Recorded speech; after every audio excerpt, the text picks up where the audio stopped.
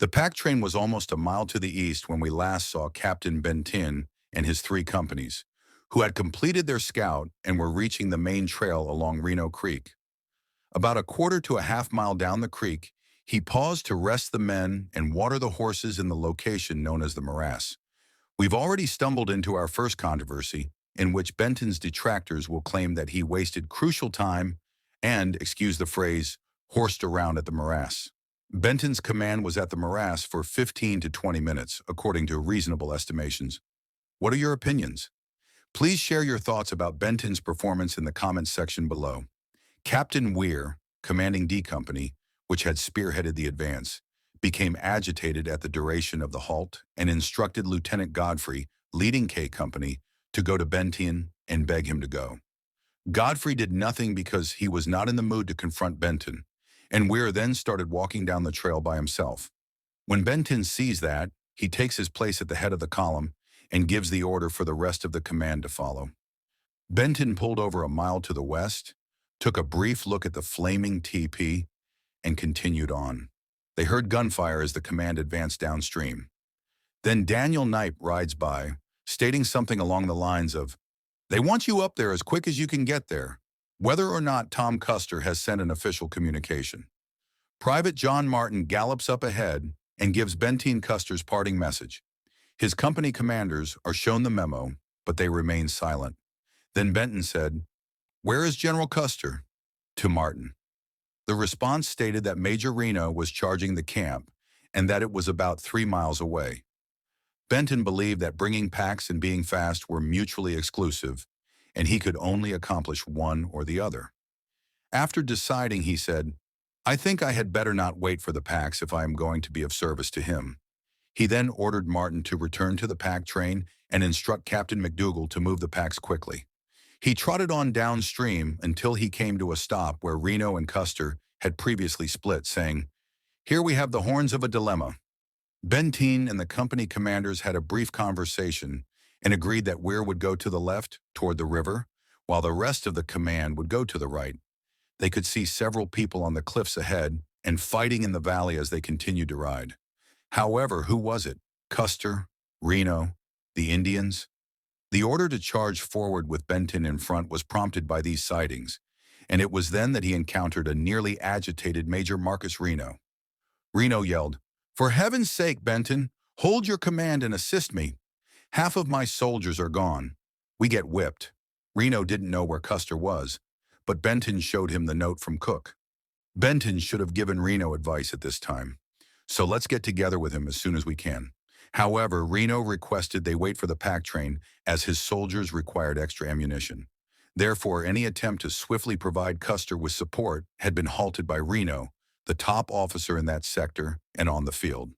Benton, who was currently under Reno's command, ordered Weir and Godfrey to set up skirmish lines, as an officer is expected to do in a defensive scenario. The army could see that most of the warriors were going downstream as the few surviving members of Reno's Valley Force arrived at the bluffs, while other villagers stayed behind to murder and dismember those who were unable to flee during the retreat. Soon after, sounds of what might have been volleys coming from downstream. "Jesus Christ, hear that?" said Lieutenant Varnum to Lieutenant Wallace. "And that?" Lieutenant Godfrey, who was half dead, even mentioned hearing a lot of gunfire. Then he does something that cannot be forgiven. Rather than establishing positive control, he and around a dozen troops returned to the bluffs to locate Lieutenant Hodgson, his aide, dead. Reno located the deceased, retrieved a few personal belongings, and returned to the command, which had been dormant the entire time, during a journey that took roughly 30 minutes. In any case, after Reno got back, he designated Lieutenant Hare as his adjutant and gave him instructions to return and move the packs quickly. Captain Weir on the skirmish line was starting to feel nervous. Weir asked his subordinates, Lieutenant Edgerly and the first sergeant, Michael Martin, who was originally from Dublin, Ireland, if they would be ready to ride forward even if the other companies would not, as the heavy, continuous firing coming from downstream was now lessening. Both subordinates agreed, and Weir approached the recently arriving Reno to talk. Weir rode off alone to the north along the bluffs, following a brief altercation with Reno, who, incidentally, detested the two men.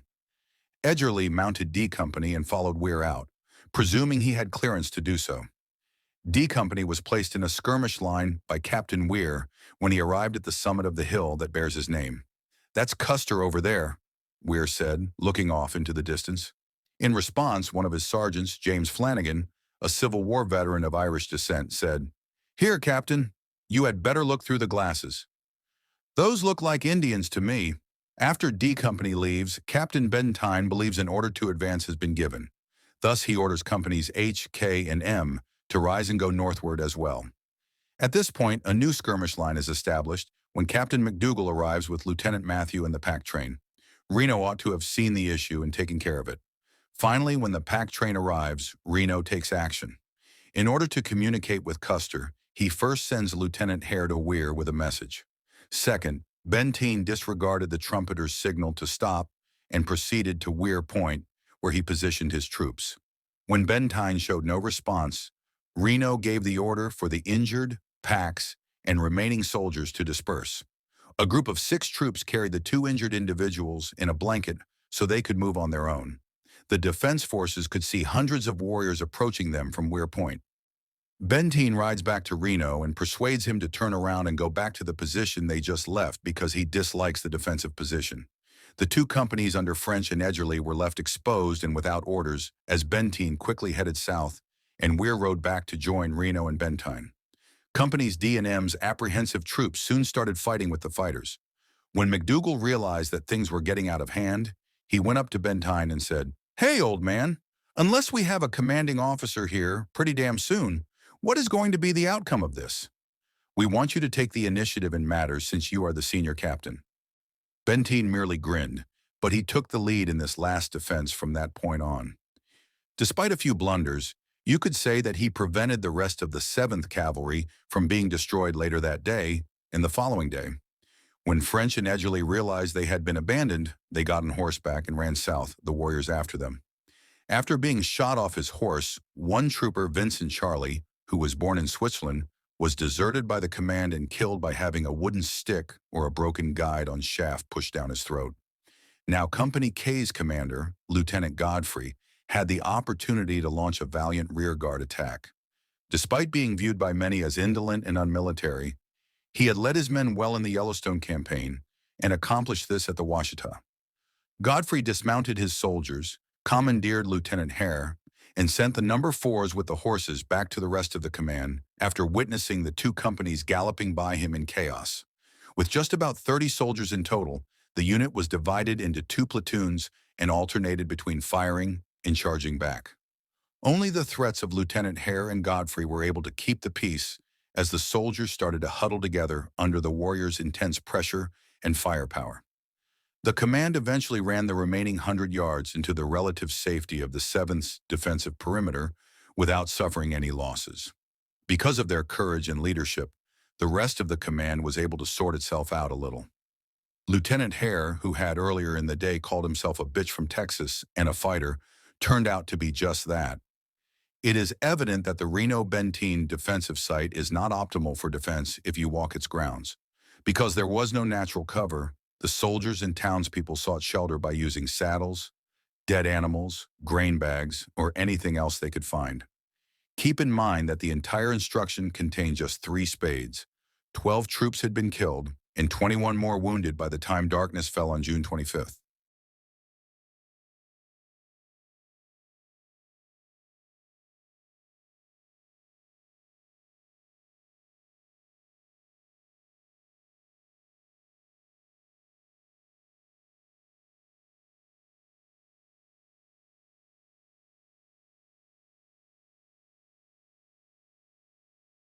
In my view, if General Terry had exhibited the same boldness as Custer, he could have arrived on June 26th instead of the 27th, considering he was only 20 miles away. However, upon his arrival, Terry asked about Custer's location, to which Reno responded that he had no information. The last sound of gunfire from Custer's men was heard downriver at sunset on June 25th, suggesting that Terry passed through Custer's battlefield, as he directed Reno to gather all available picks and shovels to bury the fallen soldiers of Custer's command. The position of Custer's forces will be detailed to the historian. It appears that Custer's troops were unable to cross the river, as we discovered a path leading to the water's edge, yet no evidence of their presence on the opposite side. The first remains we found were on the ridge, where the chief trumpeter lay with 3 arrows embedded in his head and 1 in his right shoulder. Approximately 50 yards away, we located Mark Kellogg, the New York journalist, who had sustained only arrow wounds. Further along, we came across a lone horse, followed by a group of 10 to 12 horses and their riders, most of whom had been severely mutilated and shot with arrows. As we ascended the ridge, we encountered scattered soldiers and horses, including Thomas Tweed from L Troop, a young man I had enlisted with. He had suffered brutal injuries with 3 arrows in his face, yet remarkably, he had not been scalped. The death toll on the ridge was around 280 men, and the Native Americans had not had sufficient time to scalp all the fallen. Close to Tweed's remains, we found a wounded horse that was still alive. Further up the ridge, Captain Benton advanced, peering into the ravine, and then addressed Major Reno, stating, "Here lies the entirety of headquarters." We uncovered remnants of C Troop and E Troop, along with the bodies of General Custer, Captain Thomas Custer, Captain Coe, Captain Calhoun, Custer's brother-in-law, and possibly Captain Yates, though I am uncertain about the latter. We located Lieutenant Sturgis's trousers, but his body was not recovered at that time. Custer's nephew, only 18 years old, was also among the deceased. The troops that fought alongside Custer included C, E, F, I, and L. It is important to note that Captain Keogh and Sturgis were part of M Troop, but were attached to E Troop at the time of their deaths. Lieutenant DeRudio, an Italian officer in the 7th Cavalry, successfully escaped from Custer's command. It is likely that he crossed the river as he emerged from the woods and joined Reno's command on the 26th. After we buried Custer's men, we crossed the river to the site where the Indian village had once existed. There we found 2 severed heads, believed to belong to individuals captured from Major Reno's command during his charge on the evening of the 25th. The gathering in the village that night led us to suspect that these men had been taken on the 25th. One of the heads was identified as that of Johnny Armstrong, a member of the 7th Cavalry, recognized by Captain Moylan, under whom Armstrong had served in Reno's command. After burying the 2 heads, we moved upstream to General Terry's camp to arrange for the transportation of our wounded to the mouth of the Little Bighorn River, where they would be placed on the steamer Far West. We repurposed abandoned Indian lodge poles and cut additional timber to construct stretchers. Rations were distributed to assist in unloading Colonel Gibbon's pack mules, which were then utilized to carry the wounded. We secured the poles to the mules and placed the injured on the stretchers, with the 7th Infantry marching alongside to provide stability. Our journey to the mouth of the Little Bighorn was lengthy and challenging, lasting nearly the entire night. Regrettably, some of the wounded did not survive their injuries during the trip. Upon reaching the mouth of the Bighorn River, we awaited updates from General Crook, which eventually informed us of his presence at Rosebud Creek. Terry quickly dismantled his camp and moved to join Crook, where the 2 generals convened to discuss their next steps. They decided against pursuing the Indian Trail and instead chose to head toward Powder River, where the 7th Cavalry had left their wagon train. Upon our arrival, we found that the wagons had been destroyed, the grain was strewn about, and the escorts had been killed. After laying the deceased to rest, Terry and Crook went their separate ways. Terry returned to Fort Lincoln to reinforce the ranks of the 7th Cavalry, while Crook headed to the lower agencies to disarm the Native Americans. Once the 7th Cavalry was fully reinforced, they marched to the Standing Rock Agency to disarm the Indians there, conducting searches of their lodges, severing their lariats, dismantling their saddles, and driving away their ponies. Ultimately, we returned to our headquarters at Fort Lincoln, Dakota. General Custer faced significant criticism for the disastrous outcome of this campaign, and justifiably so. His disobedience of orders was evident in 2 key aspects. First, he did not inform General Terry upon locating the Indian village, and second, he initiated the battle on the 25th instead of the 26th, as had been planned. Additionally, he failed to bring the repeating battery and the 4 troops of the 2nd Cavalry as specifically instructed.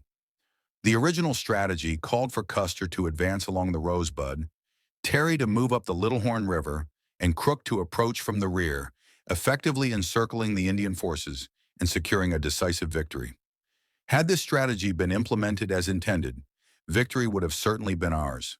I trust this first-hand account provides you with a fresh perspective on the Battle of Little Bighorn in the Great Sioux War of 1876. Please stay tuned for more videos of this nature. I look forward to sharing additional first-hand accounts of various battles with you, so have a wonderful day, and I will see you next time.